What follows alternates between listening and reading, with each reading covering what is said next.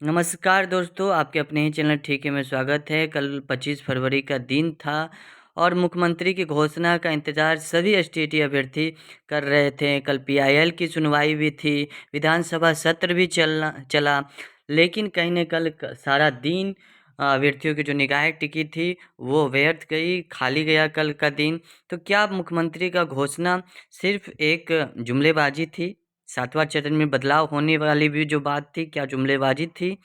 ये तमाम बिंदुओं पे इस वीडियो में चर्चा करेंगे। वीडियो होने वाले खास आपसे दरख्वास्त और गुजारिश है दिल से कि चैनल पे नए हो तो चैनल को सब्सक्राइब कर बेल आइकन प्रेस कर दे। लगातार छठे चरण, सातवें चरण से अपडेट्स आ रही हैं, कहीं आपका छूटे नहीं। पीआईएल की जो सुनवाई थी लिस्टेड था वो 55 नंबर पे, लेकिन सेकेंड हाफ में भी 55 नंबर पे केस पे नहीं पहुंच पाया। लेकिन उम्मीद है कि आज कल में उससे भी जुड़ी अपडेट्स आएगी। यहाँ पे अखबारों को देखिएगा, कल के अखबारों के आज से विधानमंडल का बजट सत्र पेश होगा, आर्थिक सर्वेक्षण। तो यहाँ पे बजट 25 फरवरी को जो था वो पहला दिन था, बजट सत्र का पहला दिन था।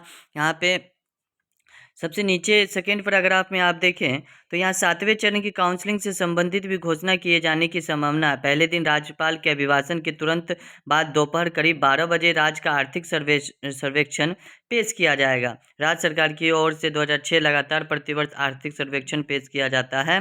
तो सातवें चरण की यहाँ काउंसलिंग से संबंधित घोषणा किए जाने की बात है, लेकिन पहले दिन अमूमन राज्यपाल की घोषणा ही होती है जो सरकार की किए गए कामों पर चर्चा करती है, उसका विश्लेषण करती है, राज्यपाल के द्वारा विश्लेषण होता है। तो विधानसभा में पहला दिन राज्यपाल का अभिभाषण रहा। राज्यपाल ने अपने अभिभाषण में सरकार के किए कामों की गणना की और उसकी तारीफ किया। अमूमन यही होता है। आंगनबाड़ी की तक की चर्चा की, मदरसा बोर्ड की चर्चा की, उन्होंने भवन निर्माण की चर्चा की और प्रधानाध्यापक बहाली की जब चर्चा हुई तो सभी को लगा कहीं ना कहीं कुछ माध्यमिक के भी राज्यपाल के द्वारा चर्चा होगी, उम्मीद जगी थी।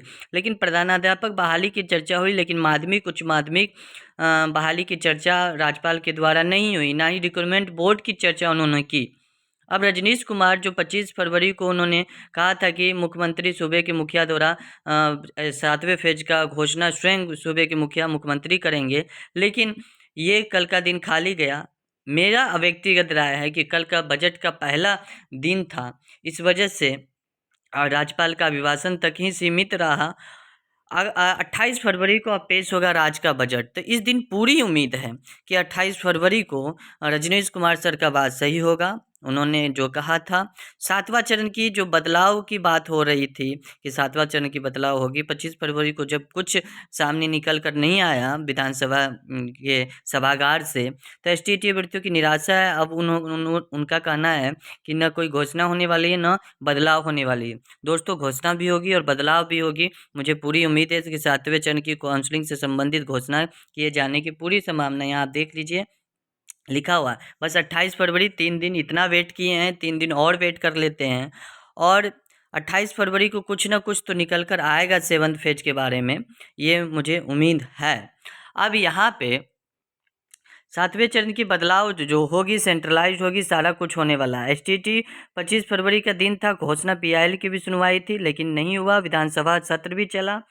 अब यहाँ पे हम लोगों को इस बात पे जोर देना चाहिए कि सीट बढ़ाने की बात पे जोर देना चाहिए। अभी अभ्यर्थी जो मेरिट नॉट मेरिट वाले जो अभी हैं, अभ्यर्थी जो पटना में आंदोलन कर रहे हैं, वो कॉलम के लिए आंदोलन कर रहे हैं। इस बात पे भी हमें ध्यान देना चाहिए हम लोगों को कि सीट बढ़ाने की जो मुद्दा है वो दोनों पक्ष, मेरिट नॉट मेरिट वाले दोनों पक्ष के फायदे में होगी जो क्वालिफाइड अभ्यर्थी हैं। ऐसे भी मुख्यमंत्री शिक्षा विभाग के जो मुख्यमंत्री शिक्षा मंत्री, उन्होंने स्पष्ट रूप से कह दिया है कि मेरिट और नॉट मेरिट अर्थहीन है, क्वालिफाइड अभ्यर्थियों सभी को मौका मिलने वाली है। तो क्यों नहीं हम सब एकता का परिचय देते हुए सभी अभ्यर्थी सीट बढ़ाने वाले मुद्दे पर बात करें, ताकि एक भी अभ्यर्थी छूट नहीं पाए। तो ये आज की अपडेट थी कि 25 फरवरी खाली दिन गया। पीआईएल की सुनवाई आते आते टाइम ओवर हो गई, 55 लिस्ट नंबर तक नहीं आ पाई सुनवाई। अब देखते हैं कि जैसे कि इससे अपडेट्स मिलती है, मुख्यमंत्री की घोषणा से अपडेट्स मिलती है। बजट सत्र अब 28 फरवरी को बाजाबता सही ढंग से चालू होगी। पहला दिन था, इसलिए राज्यपाल का अभिभाषण जरूरी होता है। तो ये कुछ खास खबरें थी, आप उम्मीद बना के रखिए, 28 फरवरी को इंतजार करें। हम लोग इतना इंतज़ार कर रहे हैं, 2-3 दिन और सही, नहीं तो उसके बाद रूपरेखा तैयार होगी नोटिफिकेशन को लेकर, सीट बढ़ाने को लेकर। मिलते हैं नेक्स्ट वीडियो में नेक्स्ट अपडेट के साथ। धन्यवाद।